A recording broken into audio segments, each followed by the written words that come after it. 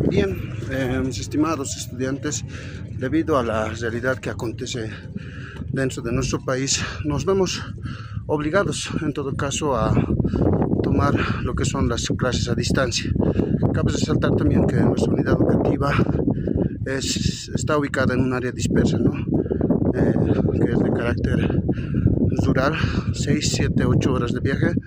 Debido a ello, optamos por la modalidad a distancia, ¿no? Con las clases offline. Dentro de ello, recordarles, ¿no?, que el tema a concretar o el tema a realizar es la Guerra Fría, tercera parte. Muy buenos días.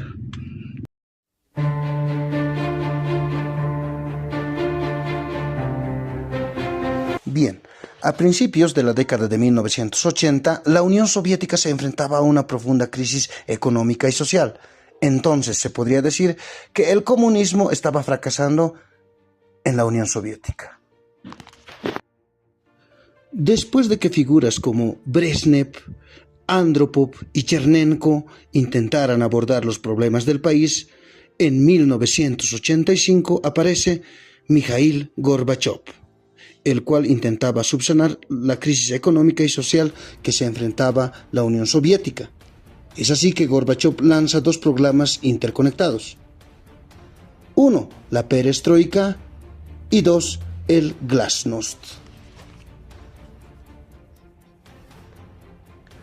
La perestroika. La perestroika buscaba reestructurar la economía soviética por medio de una política más liberal. Es decir, que a estas empresas que estaban en la Unión Soviética se les daba mucho más libertad sin que el Estado se entrometa, así como mencionan dentro del comunismo y el socialismo. El Estado permitía a estas empresas contratar, y así también estas empresas puedan pagar al Estado todo lo que generaban. Es decir, que poco a poco la Unión Soviética estaba pasando del comunismo al capitalismo. La glasnost. La glasnost promovía lo que es la transparencia y la libertad de expresión por medio de una política social más tolerante. Algunos autores mencionan que a partir de este programa, la oposición denota que el gobierno de la Unión Soviética se torna mucho más débil y baja así los niveles de autoritarismo. Bien, analicemos este caso. Algunos autores, por ejemplo, mencionan que estos dos programas, la perestroika y la glasnost, han sido pues los clavos que han terminado de sellar lo que es el ataúd. Es decir, a partir de estos dos programas, son los que van a causar que el comunismo fracase dentro de la Unión Soviética. Primero, la perestroika. A partir de la perestroika y con lo que la economía se va a tornar más liberal hacia lo que son las empresas privadas, ¿no?, se reconoce, ¿no?, a partir de la perestroika, que el comunismo no funciona y no va a funcionar dentro de la Unión Soviética, ¿no? A partir de ello se da paso al capitalismo en la Unión Soviética. Primero, ¿no? Segundo, a partir de lo que es la glasnost, ¿ya? Algunos autores, por ejemplo, mencionaban, ya anteriormente lo había mencionado, de que se le da más poder a los opositores. Es decir, si el gobierno toma una decisión, los opositores se vuelven más radicales y protestan contra ello, ¿no? Entonces, a partir de la glasnost existe lo que es mayor libertad de expresión. Ahora, les pongo un caso, el caso de China. ¿Por qué en China sí ha funcionado el comunismo y en la Unión Soviética no? China, si bien es de ese pensamiento comunista, es decir, que uno solo tiene que tener el poder, ¿no?, un solo grupo tiene que tener el poder, y eso también se hacía en la Unión Soviética, un solo grupo tomaba el poder, ¿no? ¿Qué es lo que pasa con China? China es capitalista, ¿no? Exporta productos a diferentes regiones del mundo. En Bolivia, por ejemplo, ustedes saben, automóviles, Jinbei, King Long, ¿no? Bastantes automóviles, relojes, calculadoras, un sinfín de productos, juguetes, made in China, ¿no? Bastantes, son capitalistas, pero siguen teniendo ese pensamiento comunista, es decir, un solo grupo tiene el poder y tiene que continuar con sus mismas políticas, ¿no? En China, por ejemplo, se escoge a partir de un solo partido político, ¿no? Y en ahí no existe libertad de expresión, es decir, no hay opositores, ¿no? Más por el contrario, en la Unión Soviética, a partir del Glasnost, ya van a empezar a existir opositores, los cuales no van a dejar que este grupo, que ya anteriormente lo había mencionado, no los van a dejar gobernar, ¿no? A partir de la Glasnost. Después de lanzar estos dos programas por Gorbachov para intentar subsanar estas problemáticas sociales, económicas, los resultados. En realidad los resultados fueron demasiado modestos, es decir, poco o nada se ha visto el cambio. ¿Esto por qué? Porque el gobierno central ha planificado demasiado y se ha tardado mucho, ¿no? Y aparte de ello existía mucha burocracia, ¿no?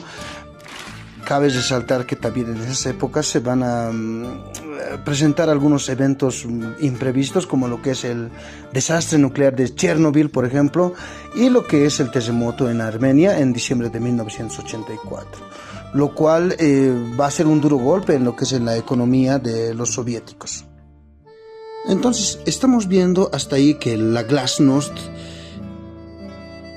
promovía lo que es la libertad de expresión, y poco a poco la Unión Soviética caminaba o se encaminaba a lo que es la democratización. Finalmente, en el año 1917, en la Unión Soviética se realizan las primeras elecciones. En estas elecciones, quien sale como presidente fue Mikhail Gorbachov, el mismo que anteriormente había implementado lo que es la perestroika y la Glasnost. Dentro de ello también empiezan a surgir distintas fuerzas opositoras, entre ellas una que fue liderada por Boris Yeltsin, compuesta por grupos dentro del Partido Comunista de la Unión Soviética, los cuales abogaban más que todo hacia reformas radicales y rápidas para subsanar el problema en la Unión Soviética.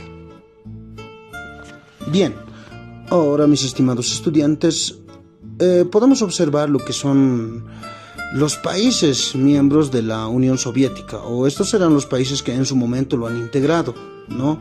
A la cabeza, como podemos observar en el mapa, se encuentra lo que es la Unión Soviética, que actualmente se llama Rusia, ¿no? Así también tenemos países como Kazajistán, Estonia, Letonia, Lituania, Bielorrusia, Ucrania, Moldavia, Georgia, Armenia, Azerbaiyán, Turkmenistán, Uzbekistán, Tayikistán y Kirguistán. Estos países que estaban anexados a la Unión Soviética, ¿no? Dentro de estos países van a empezar a surgir movimientos nacionalistas, ¿no? Este fenómeno estaba impulsado o estimulado por la Glasnost, es decir, la libertad de expresión, ¿no? Poco a poco había sentimientos de inconformismo hacia esta política económica del comunismo en la Unión Soviética, y poco a poco se estaban empezando a desanexar, se estaba desmoronando las bases del sistema soviético. Bien, a continuación hablamos acerca de la caída del muro de Berlín. Este hecho marcó un antes y después para algunos historiadores en la historia del siglo XX. Dentro de ello, algunos autores mencionan de que este hecho marca el fin de la Guerra Fría e impulsa hacia un nuevo orden mundial. La caída del muro de Berlín sucede el 9 de noviembre de 1989. Como bien mencionaba, esto marca un antes y un después en la historia del siglo XX. Este hecho histórico resulta pues después de las tantas protestas que existían en la Alemania Oriental, y también surge de las reformas políticas que había impulsado ya el conocido Mikhail Gorbachev en la Unión Soviética. La caída del muro de Berlín significó para algunos autores el fin de la Guerra Fría y también la división de Alemania, obviamente post Segunda Guerra Mundial. Este muro prácticamente había separado a familias enteras, ¿no? Había dividido a una ciudad. A Alemania, después de la Segunda Guerra Mundial, se lo había dividido completamente en dos: en Alemania Oriental y en Alemania Occidental, o República Democrática Alemana y República Federal Alemana, ¿no? Dentro de ello, ¿qué implicaba todo esto? La división no solamente de un territorio, sino la división de dos ideologías. Por un lado, el capitalismo y por el otro, el comunismo. Cuando cae el muro de Berlín, ¿qué implica? La reunificación de un pueblo. Es decir, que Alemania se vuelva uno solo y el fin del comunismo. Y a partir de ello surge un nuevo inicio, un nuevo orden mundial. Esto sobre todo caracterizado por la globalización y la democracia en el mundo. Finalmente, el 8 de diciembre de 1991, los líderes de Rusia, Ucrania y Bielorrusia firman lo que son los acuerdos de Belavesa. Estos acuerdos van a declarar que la Unión Soviética había dejado de existir y establecieron la Comunidad de Estados Independientes, la CEI. Esto para poderse cooperar entre los países ya mencionados. Bien, mis estimados estudiantes, hasta aquí estamos viendo de cómo estos dos programas creados por Gorbachev, la perestroika y la glasnost, han sido pues un arma de doble filo que han servido para herir y luego posteriormente matar el comunismo en la Unión Soviética. Si bien el objetivo de estos programas era rescatar el comunismo de la Unión Soviética a partir de lo que es la crisis social y económica que se llevaba a cabo en este país, pues ha terminado de enterrar lo que es el comunismo, ¿no? Es así que años después, como un dato adicional también, a Mikhail Gorbachev le dan lo que es el Premio Nobel de la Paz por haber terminado con la Guerra Fría. Cuando termina finalmente la Guerra Fría en 1991, poco a poco las tensiones entre estas dos superpotencias, es decir, Estados Unidos y la Unión Soviética, poco a poco iban bajando. Es decir, empieza un periodo de relajación, ¿no? A este proceso de relajación de las tensiones que habían entre estas dos superpotencias se le conoce como la política de distensión. Estados Unidos se declara ganador de la Guerra Fría y poco a poco los demás países se van inclinando hacia el capitalismo.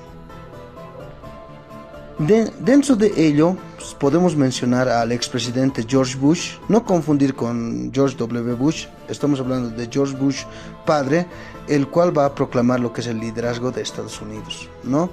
Y él decía, por ejemplo, nosotros vamos a garantizar la seguridad y la estabilidad de un nuevo orden mundial, ¿no? Y mencionaba también, este nuevo orden mundial se va a caracterizar por la democracia, el libre mercado y la seguridad colectiva, ¿no? Bajo tres aspectos, entonces. Es decir, que con estas declaraciones de George Bush, Estados Unidos se intentaba adueñar del mundo, ¿no? Muchos de los países van a estar en contra de ello y va a generar bastante crítica, bastante debate, ¿no? Y decían que solo Estados Unidos se creía dueño del mundo, ¿no? Pero no tendría que ser así. Países también como los países latinos o países europeos también no tendrían que estar exentos de construir un nuevo orden mundial, ¿no? No solamente un solo país tiene que dominar, sino que todos dentro de ello tienen esta posibilidad de construir este nuevo orden mundial. ¿Y qué pasaba con Rusia? con Rusia y el nuevo orden mundial. Bueno, cuando se disuelve la Unión Soviética, Rusia va a experimentar una década de profundas transformaciones políticas y económicas. Es así que dos fuerzas en contraposición van a emerger en la Unión Soviética, ¿no? Uno, las fuerzas conservadoras, las cuales no querían que exista un cambio rotundo, querían seguir siendo comunistas, y las fuerzas reformistas, las cuales querían un cambio rotundo dentro del país. Es así que van a ganar los reformistas, y quien va a salir como líder o como presidente en ese entonces va a ser Boris Yeltsin. Boris Yeltsin asume el poder a partir del 1991 hasta el año 2000. Poco a poco el gobierno de Yeltsin, ¿no?, estaba perdiendo popularidad. ¿Esto por qué? Porque los sectores conservadores le estaban haciendo una crítica fuerte y también seguía existiendo la inestabilidad económica. A mediados de los años 90 emerge lo que es una figura clave en la escena política rusa. ¿Quién es? El ya conocido Vladimir Putin. Y es así que en el año 2000, con la promesa de que en Rusia exista estabilidad y orden, Putin consolida su autoridad y asume el poder. Y nuevamente Rusia se vuelve a poner bajo los ojos del mundo. Un ejemplo claro, en el año 2019, por ejemplo, los rusos crean la primera vacuna para contrarrestar lo que es el COVID-19, el Sputnik 5. Al día de hoy, Rusia no se alinea con otros países o no está en contra de otros países. Es decir, es caracterizado por la multipolaridad, y por la independencia. Es decir, que Rusia no quiere agarrarse o no quiere estar en contra de otro país. ¿Por qué? Porque está buscando alianzas y también está buscando un poder global al igual que Estados Unidos. Y es por eso que al día de hoy sigue intentando colaborarse con los países de Occidente, ¿no?, con los países europeos de Occidente, y así también, valga decir, con Estados Unidos. Por ejemplo, en tiempos actuales se intenta colaborar con estos países de la OTAN, ¿no? Dentro de los primeros años de Putin, por ejemplo, ese ha sido el objetivo, ¿no? Ingresar a lo que son a la organización del Tratado del Atlántico Norte. Pero al día de hoy estamos observando también que en el año 2014 este intento de ingresar a la OTAN se va nublando poco a poco, y especialmente en el año 2014, ya que se ha llevado lo que es la guerra entre Ucrania y Rusia. Es así que vemos que el país de Rusia sigue siendo una superpotencia que intenta seguir escribiendo su historia y seguir siendo protagonista de la historia mundial. Bien, a partir de ello, mis estimados estudiantes, culminamos con lo que es el tema La Guerra Fría, parte 3. Muchísimas gracias.